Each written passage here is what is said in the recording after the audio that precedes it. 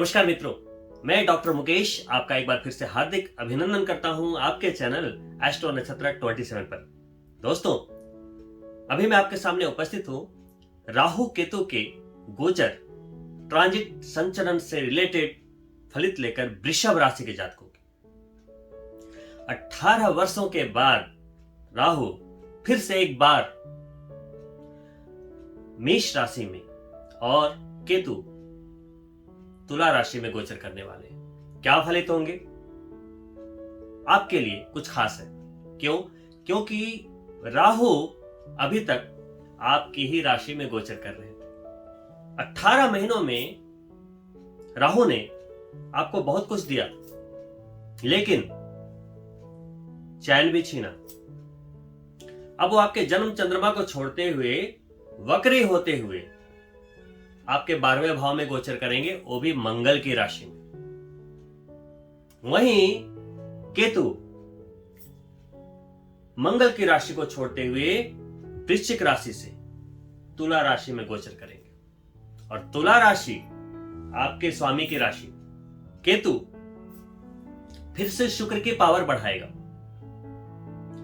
राहु 18 महीने था, उसका अलग फलित था, क्योंकि वो शुक्र की राशि में काफी कंफर्टेबल थे, आपको अच्छे अच्छे रिजल्ट मिले, कई ऐसे काम बने हैं जो कि ऐसे संभव नहीं थे। बट चूंकि राहु केतु ऊर्जा के पुंज हैं, वो कोई ग्रह नहीं है, वो इलेक्ट्रोमैग्नेटिक फील्ड हैं, जहां सूर्य और चंद्रमा अपना पाथ काटते हैं, वो एक बिंदु है। लेकिन उसको एस्ट्रोलॉजी में क्यों रखा गया? क्योंकि ग्रहों से ज्यादा प्रभावशाली है, या यूं कहें तो ग्रहों से 10 गुना प्रभावशाली। वो जिस अक्ष पे आता है ऊर्जा का भंडार आ जाता है। तो अभी लग्न सप्तम में था, अभी आपका अक्ष होगा 12/6। राहु गोचर करेंगे आपके 12वें भाव में, यानी कि विदेश भाव में, खर्च के भाव में, व्यय के भाव में, अस्पताल के भाव में। और वहीं केतु गोचर करेंगे सप्तम से निकलते हुए आपके छठे भाव। छठा भाव रोग शत्रु ऋण, प्रतिस्पर्धाओं का भाव, संघर्षों का भाव। दोनों जगह ऊर्जा जब आएगी, एक बात तो तय है, कमाल होगा।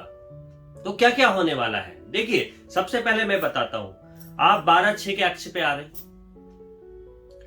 छठा भाव और 12वां भाव दोनों एक्टिव होंगे, लेकिन सिर्फ ये दोनों एक्टिव नहीं होंगे। सिर्फ ये दोनों एक्टिव नहीं होंगे, क्योंकि मंगल की भी 2 राशियां होती हैं, शुक्र की भी 2 राशियां होती हैं। अब राहु आपके 12वें भाव को अगर एक्टिव करेंगे तो आपके 7वें भाव को भी एक्टिव करेंगे, वृश्चिक राशि के, मंगल की दोनों राशियां। वहीं पे केतु छठे भाव में तो आ गए, लेकिन वो शुक्र की दूसरी राशि यानी कि वृषभ राशि, यानी कि आपके जन्म चंद्रमा, उसको भी एक्टिव करेंगे, लगना को। लगना यानी आप, तो आपको क्या मिलेगा? रोग शत्रु ऋण से छुटकारा। ऊर्जा आ गई। रोग शत्रु ऋण, अगर कोई बड़ा लोन था, परेशानी चल रही थी, या शत्रुओं ने दबाव बनाकर रखा था और शर्तियां बनाकर रखा होगा, कोई भी स्वास्थ्य रूपी शत्रु हो, टेंशन रूपी शत्रु हो, लोन रूपी शत्रु हो, तनाव रूपी शत्रु हो, सारे शत्रु और जो संघर्ष चल रहा था लाइफ में, उन संघर्षों से छुटकारा देते हुए केतु छठे भाव में। 12वें भाव में जो पिछले टाइम में आपका नुकसान हुआ, अगर पिछले 18 महीने में राहु और केतु की स्थिति आपकी कुंडली में सही नहीं है, या शुक्र या मंगल की स्थिति सही नहीं है कुंडली में, तो नुकसान हुआ होगा। अभी भी मंगल शुक्र का ही मामला है। पहले राहु शुक्र में था, मंगल में गए मेष में, और केतु वृश्चिक में यानी मंगल में थे, वो शुक्र में आ गए। यानी कि सम सप्तक 180 डिग्री बिल्कुल पासा पलट रहा है। यूं कहें कि जिस ग्रह को राहु पावर दे रहे थे शुक्र को, अब वहां केतु आ गए, उन्होंने बागडोर संभाल ली। और केतु मंगल को पावर दे रहे थे, तो राहु वहां जाकर उन्होंने वहां बागडोर संभाल ली। बिल्कुल यूं कहें तो आपके लिए भी ये वक्त 18 वर्षों के बाद पासा पलटने आया है। जिस तरीके से ग्रहों के इस गोचर ने किया है, बड़ा जबरदस्त सॉफ्टवेयर है भगवान का, बड़ा जबरदस्त। सोचेंगे तो सोचते रह जाए। आपको बस लाभ लेना है, इस गोचर का लाभ लेना है। देखिए, राहु और केतु के गोचर का लाभ लेने के लिए सबसे पहले तो आपको दो ग्रहों को कुंडली में मजबूती देनी पड़ेगी। ये तो आ गए मजबूती देने के लिए, लेकिन ये तो सिर्फ एक्सटेंडर हैं, आपके शुक्र और मंगल की ऊर्जा को बढ़ा रहे हैं। लेकिन लग्न के अनुसार ऊर्जा है क्या कुंडली में? आपके जन्म पत्रिका में मंगल के पास कितनी रश्मि है, शुक्र के पास कितनी रश्मि है, किस भाव में बैठे हैं, ये देखना अनिवार्य होगा। ये तो सिंपली आकर ऊर्जा को बढ़ा रहे हैं। ऊर्जा तो पिछले 18 महीने से बढ़ी हुई थी, लेकिन अपोजिट बढ़ी हुई थी। अब ये रिवर्स होगा।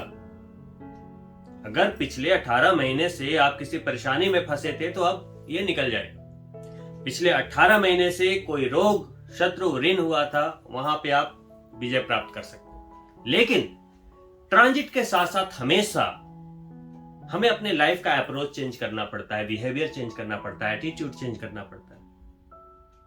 और सिर्फ हम वही चेंज नहीं करते तो फलित नहीं बदल पाते, चाहे कितने भी गोचर हो जाए। अगर हमें रिजल्ट्स अलग चाहिए तो हमें एक्शंस में भी बदलाव करना पड़ेगा।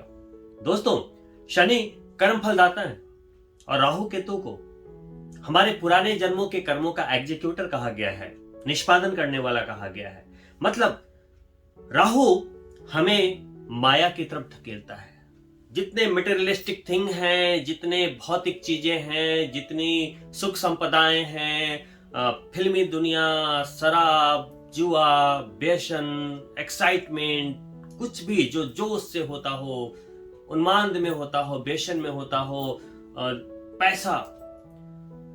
राहु नेता है, सेलिब्रिटी है, अनुसंधान है, रिसर्च है। राहु में दिमाग भी तो बहुत ज्यादा है। राहु उस जोन को एक्टिव कर रहा है।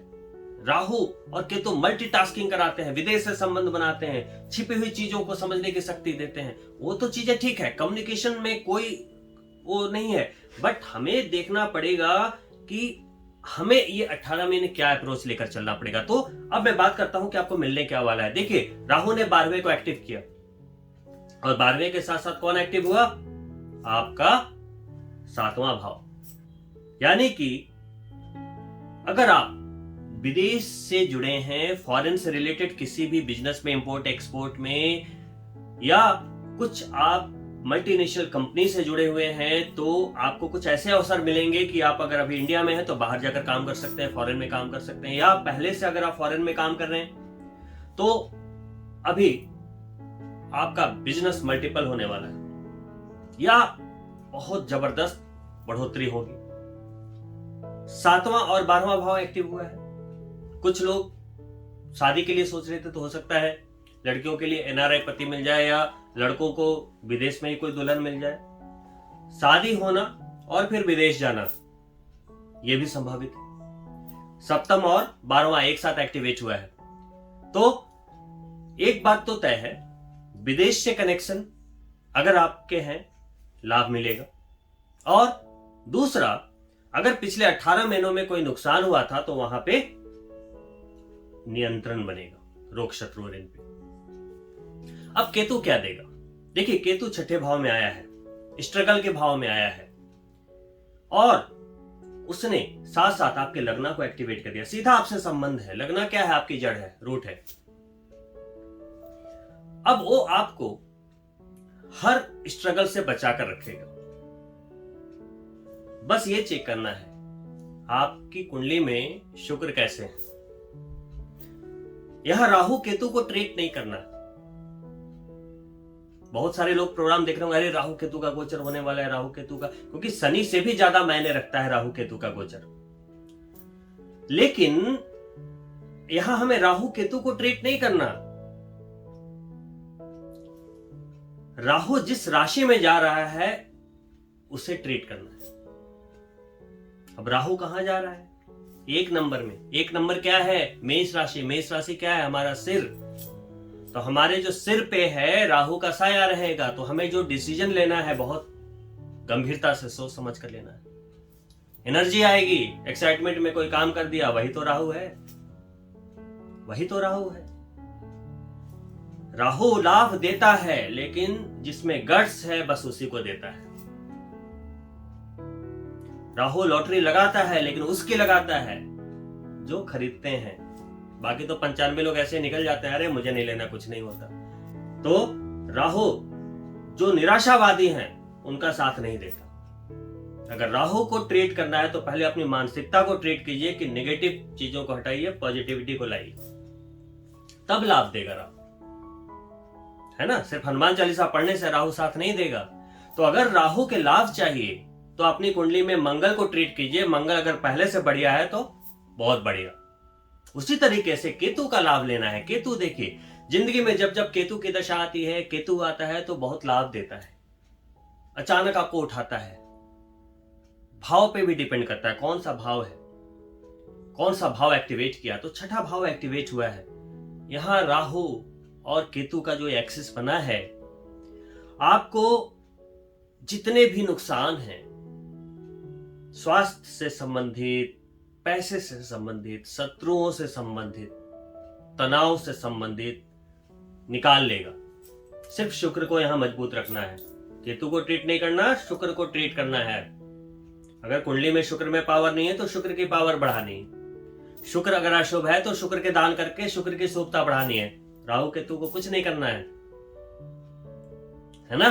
उसी तरीके से मंगल को ठीक करना है। मंगल अगर पहले से कमजोर है तो उनके जाप करके मंगल को ठीक करना है, और अशुभ है तो मंगल के दान करके मंगल को ट्रीट कर लेना है। तो राहु केतु दोनों अच्छे रिजल्ट देंगे। राहु केतु से अगर आपको डर लगता है तो माता दुर्गा का ध्यान कीजिए और गणपति भगवान का ध्यान कीजिए। साफ सुथरे रहिए, विकलांगों की सहायता कीजिए। केतु की दशा चल रही है तो घर में कुत्ते को भी पाल सकते हैं, बहुत ही अच्छा रिजल्ट कहा गया है। जो लोग नहीं पालना चाहते बाहर जाकर उनकी सेवा कर सकते हैं। जो लोग बड़ी इंडस्ट्रीज से जुड़े हुए हैं, रिसर्च से जुड़े हुए हैं, साइंटिस्ट हैं या बड़े खिलाड़ी हैं, राजनेता हैं, उन सभी के लिए बड़े लाभ का समय रहेगा। विद्यार्थियों के लिए थोड़ी ज्यादा मेहनत करने की सलाह रहेगी, क्योंकि गोचर का कुछ ऐसा है कि उनकी जो सोचने समझने की शक्ति होगी, थोड़ा कंसंट्रेशन लेवल थोड़ा सा डाइवर्ट होगा। लेकिन उन स्टूडेंट्स के लिए बढ़िया है जो विदेश जाकर पढ़ाई करना चाहते थे। 12 अप्रैल के बाद संभावित है, बढ़िया रहेगा। आपको अभी चल रही टेम्पररी प्रॉब्लम, पहले कोरोना थी, अभी यूक्रेन का युद्ध चल रहा है, ये सब चीजें चलती रहेंगी लाइफ में। ये हमारे एक्सक्यूजेज होते हैं कि अभी ये है, अभी वो है। आगे बढ़ना है तो आप घोड़े की तरह अपने आंखों में एक पट्टी बांधो और सिर्फ अपने लक्ष्य को देखो। मेरा बस ये मानना है कि राहु केतु का गोचर अगर आपके राशि के स्वामी से ताल्लुक रखता है तो ये समय गंवाना एक बड़ी बेवकूफी से कम नहीं। तो वृषभ राशि, शुक्र की राशि, और तुला राशि में केतु का गोचर यानी शुक्र को बल मिल रहा है। तो राशि स्वामी को जब बल मिल रहा है 18 वर्षों के बाद, गजब का समय रहेगा। और केतु दे रहा है। राहु तो लाभ के लिए पहले 18 महीने था, उसने दिए लाभ, लेकिन तनाव भी दिए। लेकिन केतु का एक अलग कार्य प्रणाली है। वो सांसारिक चीजों से छोड़ के अध्यात्म, मोक्ष और आपको एक कंसंट्रेशन, ध्यान, मंत्र करने की सलाह देता है। तो अभी केतु आपके स्वामी की राशि में आया है, तो आपको क्या करना है? आपका जो रुझान है पूजा पाठ, मंत्र, इनमें अगर रहता है तो आपके लिए बहुत अच्छा समय जाने वाला है। राहु तो अपने आप ट्रीट हो जाएगा, क्योंकि दोनों सिर्फ और सिर्फ क्या है? एक ऊर्जा पुंज है, पावर हाउस है, और हमें इस पावर को कैसे अपने साथ ऑपरेट करना है, यही रहस्य की बात है।